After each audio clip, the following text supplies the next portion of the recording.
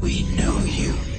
You cannot hide from us. We are the silence and the noise. We are the end and the beginning. We are coming for you.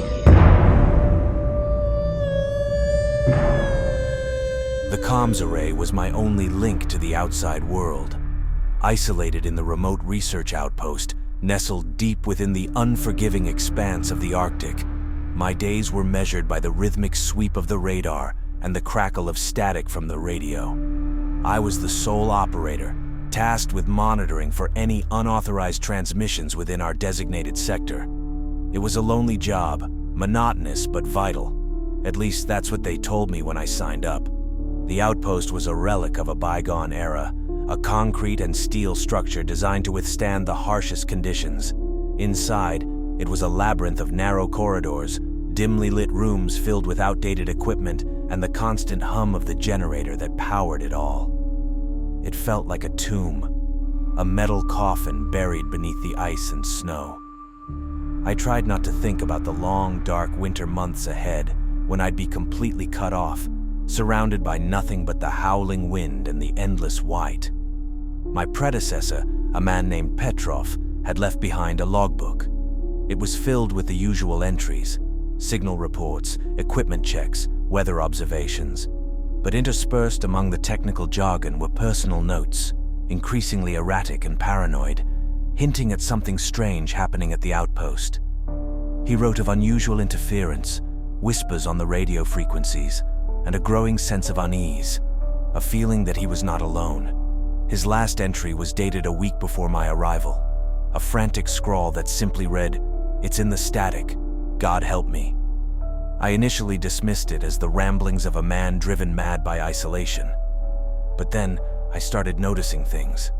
The static, a constant presence on the comms, seemed to fluctuate, to take on a life of its own. Sometimes it would fade, leaving an unnerving silence. Other times it would surge, a cacophony of noise that filled the room, making my head pound and my teeth ache. And sometimes within the static, I could hear whispers, faint, indistinct, but definitely there. The outpost itself seemed to be changing. The lights would flicker, even though the generator was running smoothly.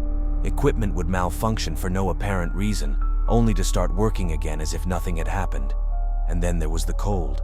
It seeped into the building, a bone-chilling cold that no amount of heating could dispel. It felt unnatural, almost predatory, as if something was drawing the heat from the very air. Petrov's logbook had contained a set of guidelines, which he had labeled the protocol. I had initially ignored them, but now I found myself reading them over and over again, a growing sense of dread in the pit of my stomach. Maintain constant audio surveillance.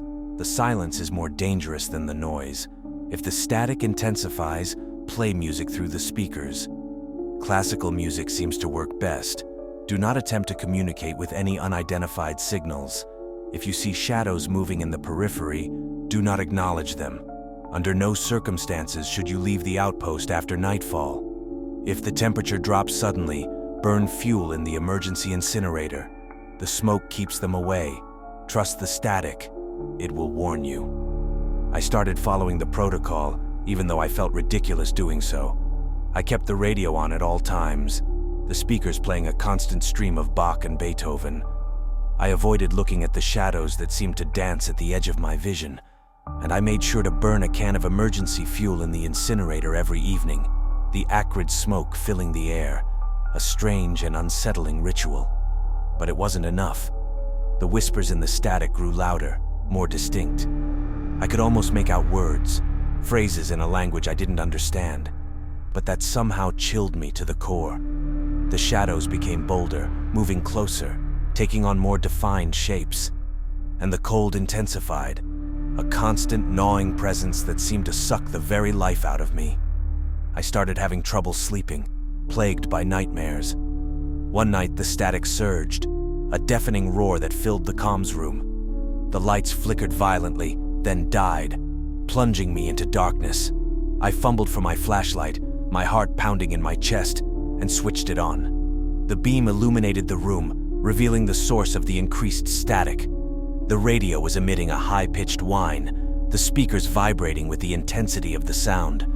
and on the screen of the monitor, amidst the swirling snow of the static, I saw a symbol. It was a series of concentric circles, each one broken by a series of lines, like a distorted asymmetrical maze.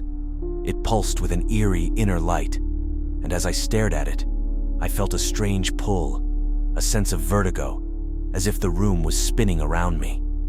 I also felt a sudden drop in temperature, and frost started to form on the walls, despite the emergency incinerator running. Then, I heard a voice. It wasn't coming from the speakers, but from inside my head. A cold, sibilant whisper that seemed to slither into my mind. We see you. We know you. You cannot hide from us. We are the silence and the noise. We are the end and the beginning. We are coming for you.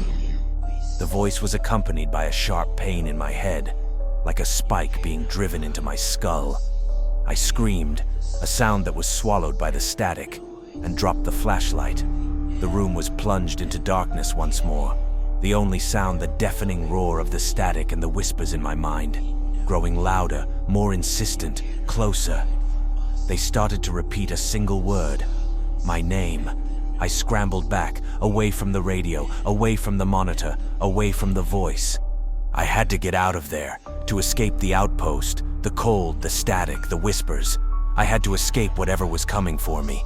But as I reached the door, I remembered Petrov's last entry, his desperate warning. It's in the static. The realization hit me like a physical blow. It wasn't just at the outpost, it was everywhere. There was nowhere to run, nowhere to hide. Panic clawed at me, a primal urge to flee, to escape the suffocating darkness and the voices that slithered in my mind. But Petrov's words echoed in my memory, a chilling reminder that there was nowhere to go. The entity, or whatever it was, wasn't confined to the outpost. It was in the static itself, a ubiquitous presence that could reach me anywhere.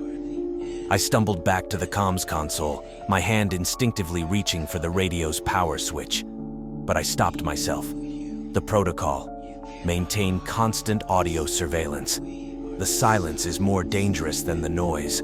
My hand hovered over the switch, my mind a battlefield of conflicting impulses. Fear screamed at me to shut it off, to silence the whispers, even if only for a moment. But a deeper, more primal instinct, the same one that had led me to follow Petrov's seemingly insane guidelines, urged me to keep it on. The static, as terrifying as it was also a warning, a barometer of the entity's presence. Taking a deep breath, I turned up the volume, the static roaring back to life, a deafening wave of noise that filled the room. The whispers were still there, weaving through the static, but they were less intense, less focused. It seemed that the increased volume was somehow disrupting their ability to communicate, or at least to penetrate my mind. I also made sure that the music was playing at maximum volume, as per the protocol. I retrieved my flashlight, its beam cutting through the darkness, a fragile island of light in a sea of shadows. The symbol was gone from the monitor screen, replaced by the usual swirling snow of static, but the memory of it lingered. A chilling afterimage burned into my mind. I needed to understand what was happening. What was this entity? What did it want? And why was it here, at this remote, forgotten outpost? I remembered Petrov's logbook. Maybe it held more answers than I had initially realized. I found it on his desk, a worn, leather-bound volume filled with his neat, precise handwriting. I started reading, skipping the technical entries, focusing on his personal notes, the ones that chronicled his descent into paranoia and fear. He had started to document the strange occurrences, the fluctuations in the static, the whispers, the cold, much like I had. But he had also begun to research the history of the outpost, delving into its classified past, uncovering secrets that were never meant to see the light of day. According to his notes, the outpost wasn't just a listening station. It was built on the site of a much older structure, a research facility established during the early days of the Cold War. The facility's purpose was shrouded in secrecy, but Petrov had found references to experiments involving non-linear communication, dimensional resonance, and anomalous energy fields. He had also discovered a series of reports buried deep within the archives detailing strange incidents at the facility. equipment malfunctions, unexplained disappearances, and sightings of shadowy figures and unidentified lights. The reports were filled with scientific jargon, but the underlying message was clear. Something had gone wrong, something had been unleashed. The facility was eventually shut down, the project deemed a failure, and the site abandoned. But the outpost was built on its foundations, a silent testament to the hubris of those who had sought to tamper with forces they didn't understand. Petrov's notes became increasingly frantic, his handwriting deteriorating into an almost illegible scrawl. He wrote of a breach, a tear in the fabric of reality, caused by the experiments at the facility. He believed that the entity, or entities, were coming through that breach, drawn by the outpost's powerful transmitters, by the static itself. The whispers were growing stronger, more insistent. They were no longer just in his head. He could hear them in the corridors, in the walls, in the wind. They were calling his name, beckoning him to join them. His last few entries were a desperate plea for help, a warning to anyone who might come after him. He wrote of a way to close the breach, a method discovered by the original researchers, a fail-safe that was never implemented. It involved using the outpost's main transmitter to emit a specific frequency, a counter-signal that would supposedly neutralize the anomalous energy field and seal the tear. But there was a catch. The procedure was dangerous, potentially fatal. It required someone to remain at the console, exposed to the full force of the static, while the counter-signal was transmitted. And there was no guarantee that it would work. Petrov had been preparing to try, but something had stopped him. As I read the final entry, the static surged again, the whispers in my mind growing louder, more insistent. They were no longer just formless voices, but a chorus of entities, each with its own distinct tone, its own personality. They were mocking me, taunting me, urging me to give up, to surrender to the inevitable. I could almost feel their presence in the room, cold and malevolent, pressing in on me from all sides. The temperature in the room had plummeted again, and I could see my breath in the cold air. The emergency fuel had run out. I knew then that I had to act. I had to try and close the breach, just as Petrov had intended. It was the only way to stop the whispers, to silence the static, to save myself, and perhaps to prevent whatever was out there from spreading beyond the confines of the outpost. But could I do it? Could I face the full force of the static, the concentrated power of the entities, and survive? The decision to act was a desperate gamble, a leap of faith into the unknown. But the alternative, to remain passive and allow the entities to consume me, was unthinkable. I was the only one left, the last line of defense against a threat that could potentially engulf the world beyond the outpost. I reread Petrov's final entries, focusing on the technical details of the counter-signal procedure. It was complex, requiring precise calibration of the transmitter and a specific sequence of commands to generate the required frequency. He had outlined the steps meticulously, a testament to his dedication, even in the face of unimaginable terror. The procedure involved overriding the transmitter's safety protocols, pushing it far beyond its intended operating parameters. This would generate the counter-signal, a powerful burst of energy designed to disrupt the anomalous field and hopefully seal the breach. But it was a one-shot deal. If it failed, the transmitter would likely be fried, leaving the outpost cut off from the outside world for good, and me at the mercy of whatever was lurking in the static. And then, there was the personal risk. Petrov had warned that the procedure was dangerous, that exposure to the concentrated static could have unpredictable effects on the human body and mind. He had speculated about cellular degeneration, neurological damage, even a complete dissolution of the self. It was a terrifying prospect, but I couldn't let fear paralyze me. I checked the outpost's remaining fuel supply. There wasn't much left, only enough for a few more hours of power. It was now or never. I moved to the comms console, my hands trembling as I reached for the transmitter controls. The static was a deafening roar now, a physical force that seemed to vibrate the very air around me. The whispers were a cacophony in my mind, a chorus of voices screaming, pleading, threatening, trying to break my resolve. I began the sequence, following Petrov's instructions to the letter. I rerouted power conduits, bypassed safety interlocks, and adjusted the frequency modulator, each step a potential point of no return.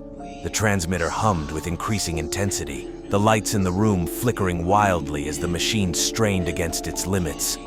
As I worked, the entities intensified their assault. The temperature in the room plummeted, and I could see my breath clouding in the frigid air. The shadows in the periphery seemed to solidify, taking on grotesque, shifting forms that danced at the edge of my vision. The whispers became more coherent, more personal, calling me by name, promising me oblivion, threatening me with unimaginable torment. They showed me visions, flashes of a world consumed by static, a reality where all form and meaning dissolved into an endless, chaotic void. They knew my fears, my regrets, my deepest insecurities, and they used them against me, trying to erode my will, to make me give up, to make me join them. But I held on. I clung to Petrov's instructions, to the hope that I could still make a difference, that I could stop this madness before it spread any further. I focused on the task at hand, blocking out the whispers, the cold, the fear, pushing myself to the limit of my endurance. Finally, after what seemed like an eternity, I reached the last step. The transmitter was primed, the counter signal ready to be unleashed. All that remained was to enter the final command, the one that would initiate the transmission. My hand hovered over the enter key. This was it. There was no turning back. Taking a deep breath, I pressed the key. The effect was instantaneous. The transmitter emitted a piercing shriek, a sound so intense that it seemed to tear at the very fabric of reality.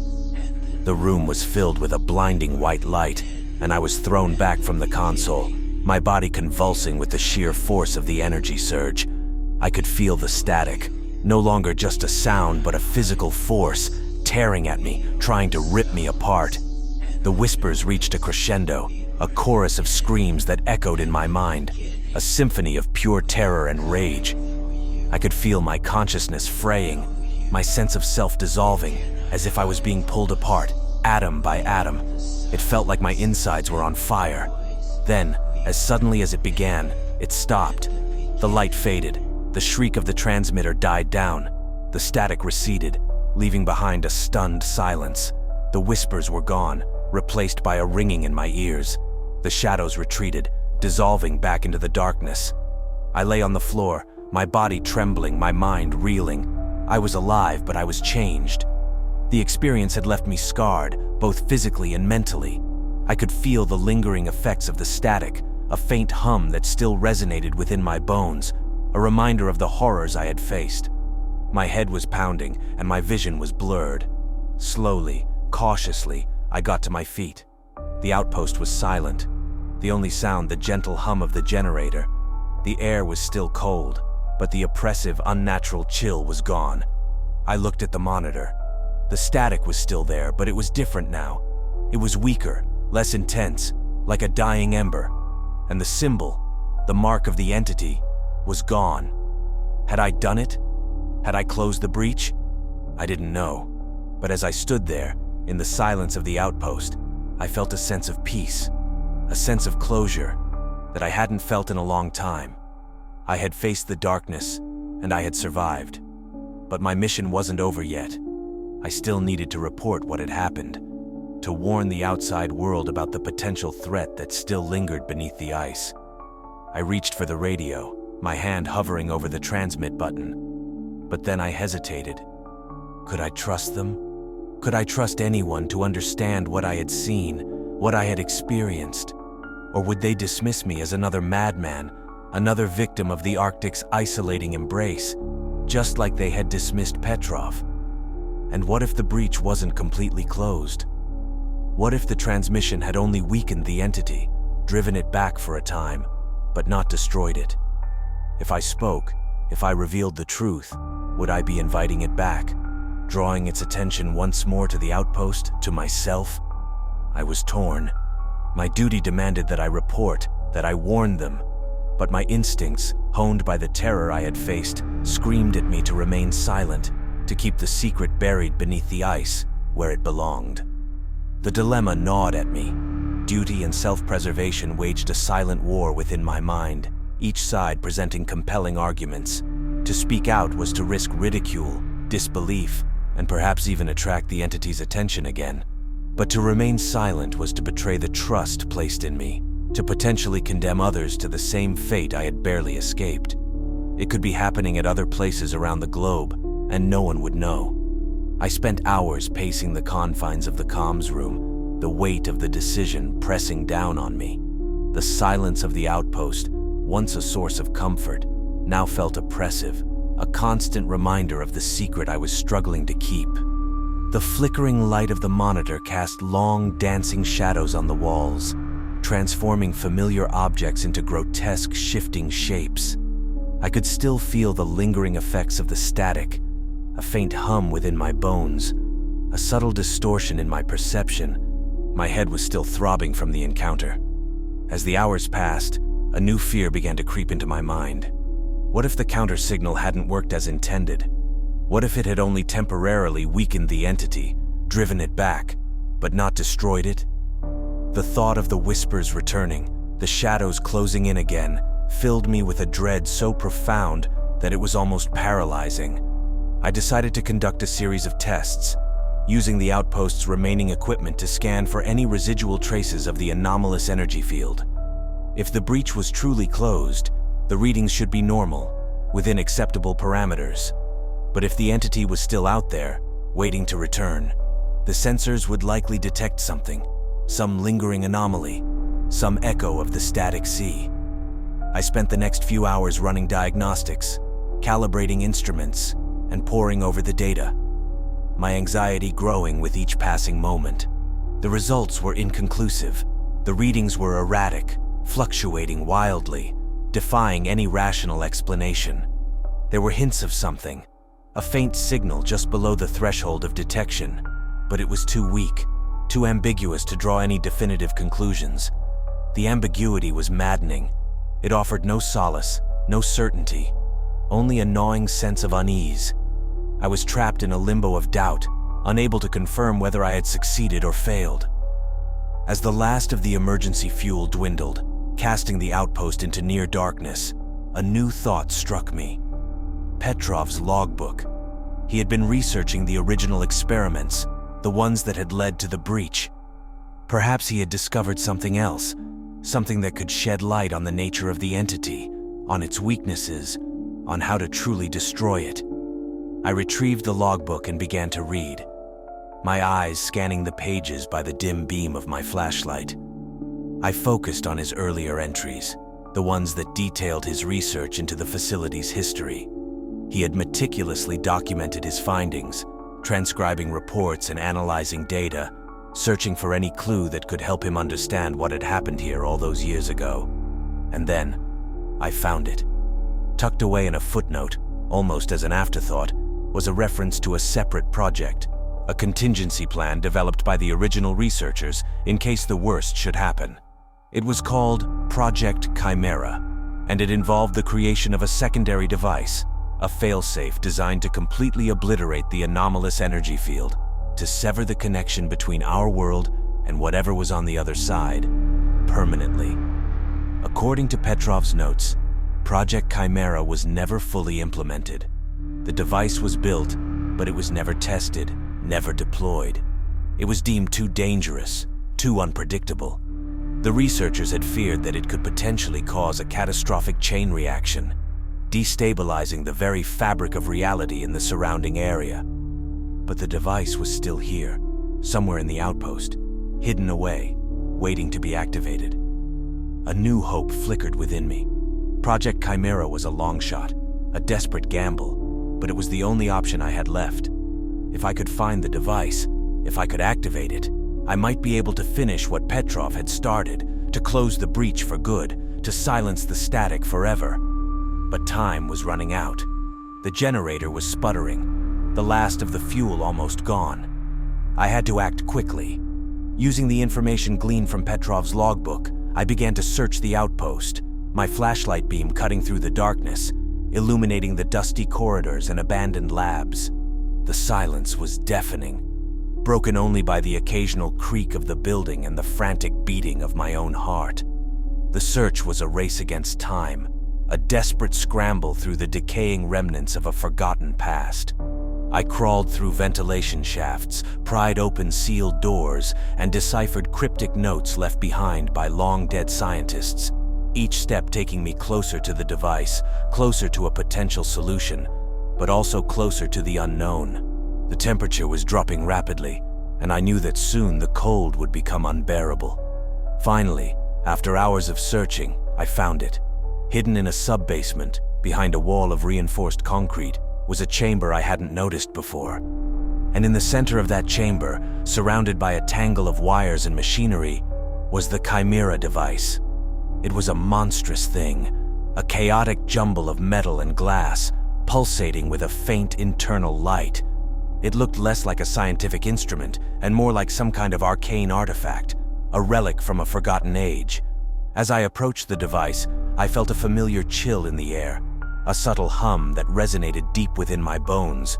It was the static, weaker now but still present, a lingering echo of the entity's presence. It was trying to warn me, to dissuade me from activating the device. It knew that this was its last chance. The Chimera device hummed before me, a mechanical beast awaiting its awakening. It was a terrifying prospect, activating a machine designed to manipulate the very fabric of reality, especially after my last experience. But the alternative, leaving the breach open and the entity free to roam, was even more terrifying. The whispers, although faint, had started again, trying to dissuade me from going on. According to Petrov's notes, the activation sequence for Project Chimera was complex and dangerous. It involved a series of precise calibrations, timed sequences, and energy surges that had to be executed flawlessly. Any mistake could result in catastrophic failure, with potentially devastating consequences for the outpost and the surrounding environment, or worse, enhancing the entity's power. I carefully reviewed the instructions, double-checking each step, my mind racing, trying to anticipate any potential problems. The device was powered by a separate generator, an older, more powerful model than the one that ran the outpost. It was designed to deliver a massive surge of energy, far beyond the capacity of the regular system. I located the generator, a hulking machine covered in dust and cobwebs.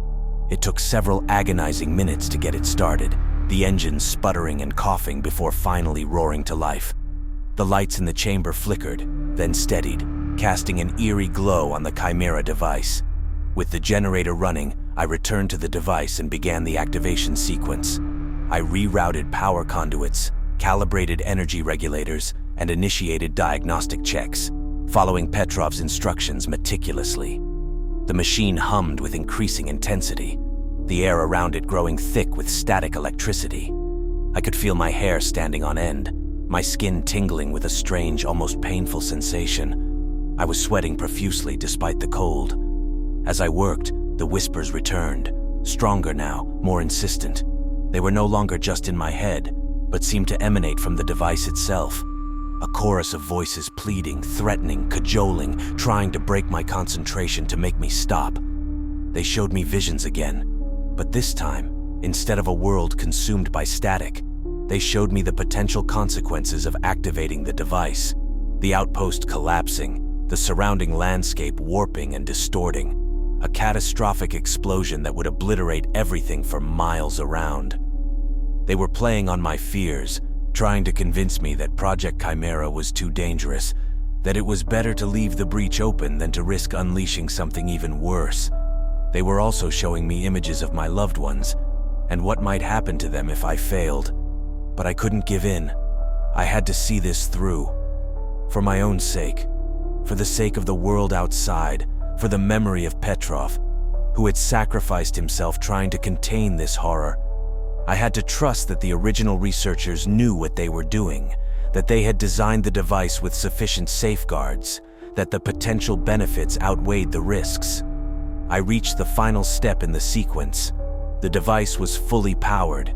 The energy levels were within the specified parameters, and the final command was ready to be entered.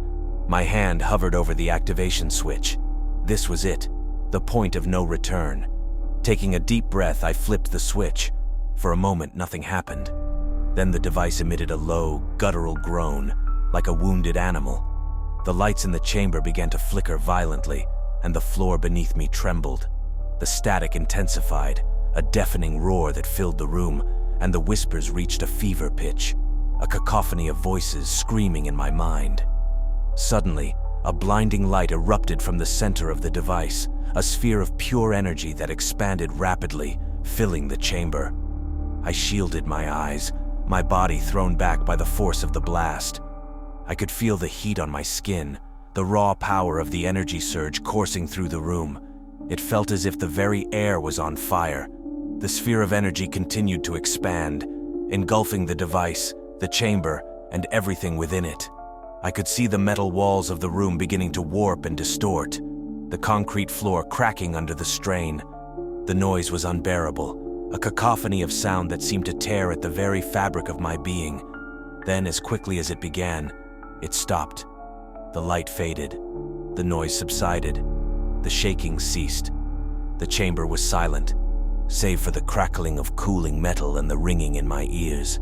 The air was thick with the smell of ozone and burnt wiring. I slowly lowered my hands, my eyes blinking, trying to adjust to the sudden darkness. The Chimera device was silent, inert, its light extinguished. The sphere of energy was gone. I looked around the chamber, my heart pounding in my chest. Had it worked? Had I closed the breach?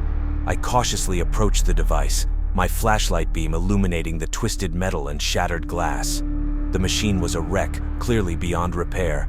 But that was a good sign, a sign that it had discharged its energy as intended.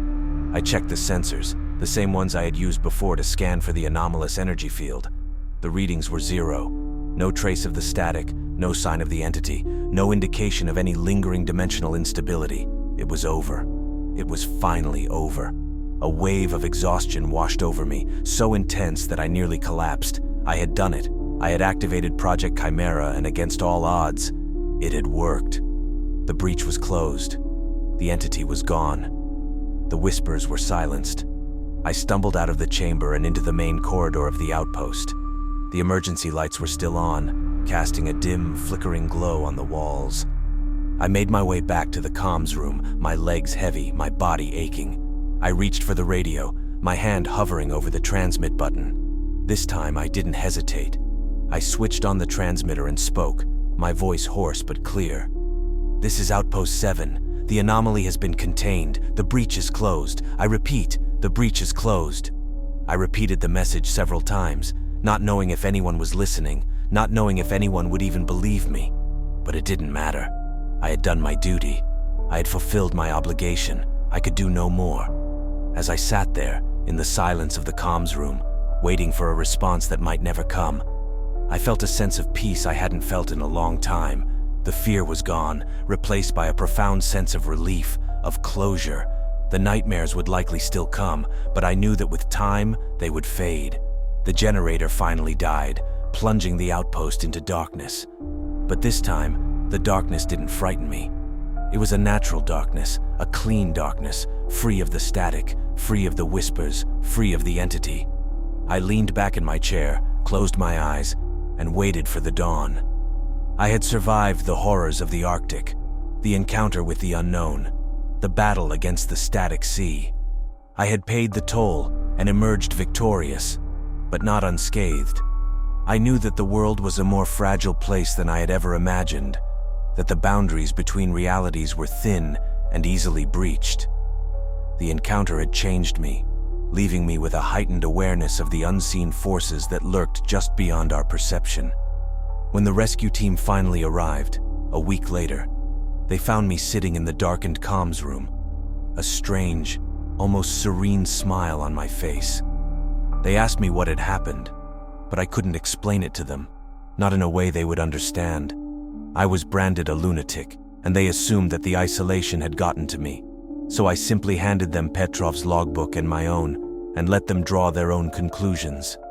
They never did find out what happened to Petrov. I left the outpost behind, returning to a world that seemed both familiar and alien. I carried the memory of the static with me, the echo of the whispers, the chilling touch of the entity. But I also carried the knowledge that I had faced the darkness, and I had prevailed. And sometimes, When the night is quiet and the stars are bright, I look up at the sky and wonder if the breach is truly closed, or if somewhere, out there in the vast expanse of the universe, the static sea is still churning, waiting for another chance to break through. But I push those thoughts away when they appear. I have a new mission now, to make sure no one ever has to go through what I experienced ever again.